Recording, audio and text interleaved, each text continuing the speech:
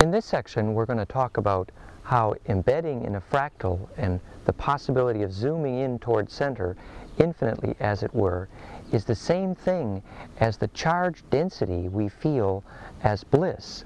So the very heart nature of compassion, as this ability to kind of turn inside out, where a wave can focus inward infinitely, is the model for how it is that we get charge density, or braiding, or eventually we're going to call it implosion, right in the DNA. This section of our story will deal with a summary, more sort of defense of the hypothesis that bliss is the purpose of DNA, because this is what puts charge density in our genetic material. We're going to suggest the hypothesis here that when the genetic material braids in this way, there's something that goes faster than the speed of light up through the center of the DNA, and this superluminal kind of wormhole may well be a very useful beginning of a description of what it is to become ensouled. It may have to do with what is able to lucid dream, because traveling faster than the speed of light also is how you really move in and out of time. And we're even going to discuss how this relates to what survives death in the bardo. So this discipline and hygiene for what's put spin in the genetic material may be a very important key and clue to really the survival of genetic memory of our species. This is going to lead us in this conversation to some pretty controversial topics having to do with even some discussion and literature review of probable extraterrestrial origins of our DNA.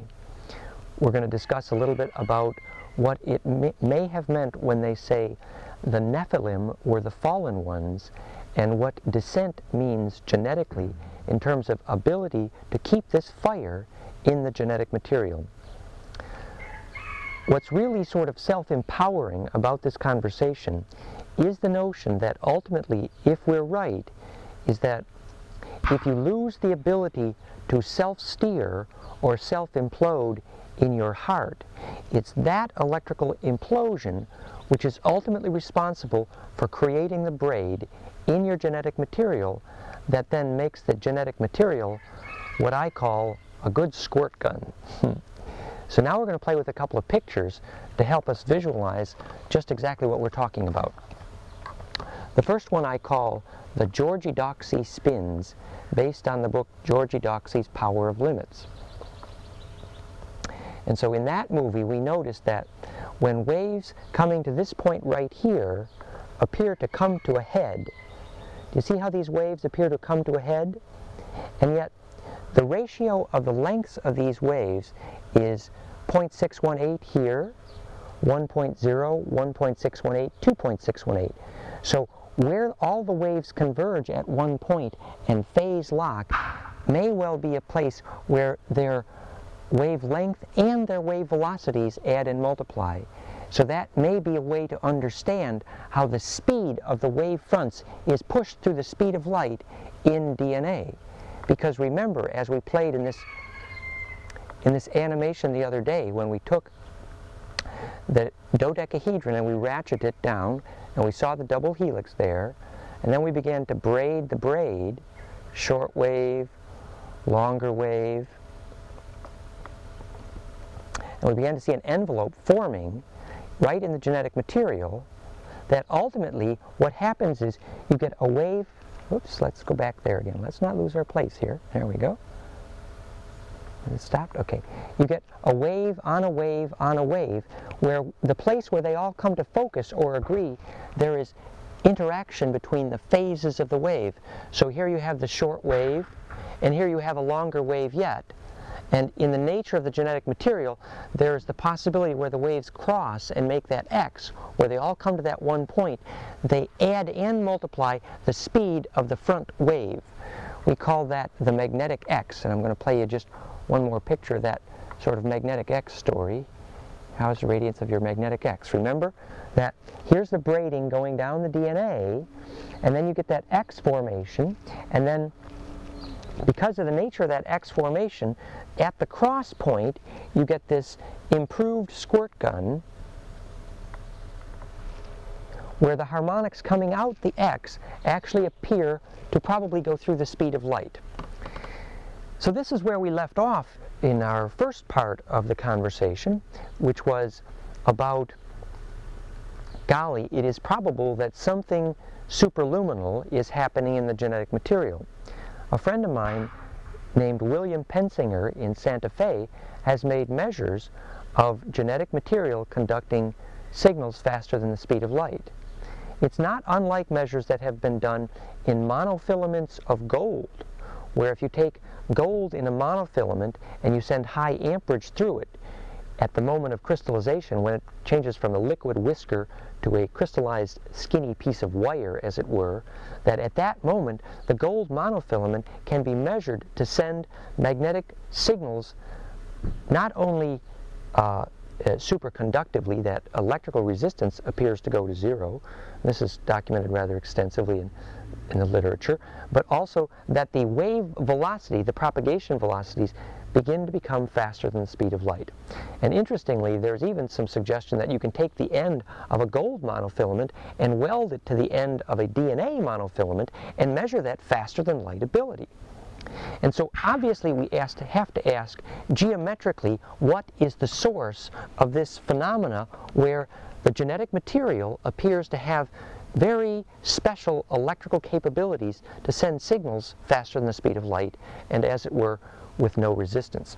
And so for that, we're going to look at some models of what I call Creation Mechanics 101. And what I want to start with is a picture from the literature by this Professor Moon at the University of Chicago, where he was modeling the electron shell and the nuclear geometrics as platonic solids.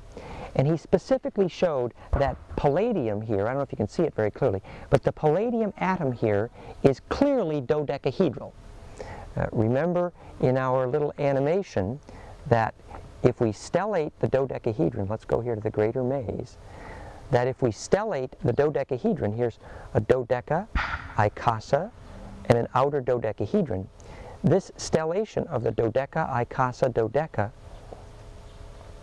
is such that we have this edge length ratio 0.618, and then the stellation is 1.0, the icasa 1.618, and this stellation, again, edge straight out, is 2.618. So you have this perfect embedding, which is simply a crisscross of all waves based on golden mean ratio, so they can all add and multiply. This is the geometry of DNA, Earth grid, and zodiac, we believe, perfect embedding, and may relate to the City of Revelation models, the foundation stone of theosophy. And yet, it's simply a model of perfect implosion. So,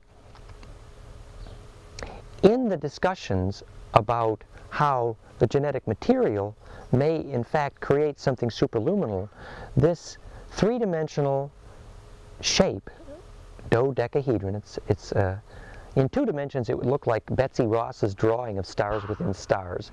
It's the pentagonal star. And in that symmetry, the adding and multiplying of waves going to center can constructively interfere infinitely. And that's, we believe, the model of perfect compression, perfect implosion.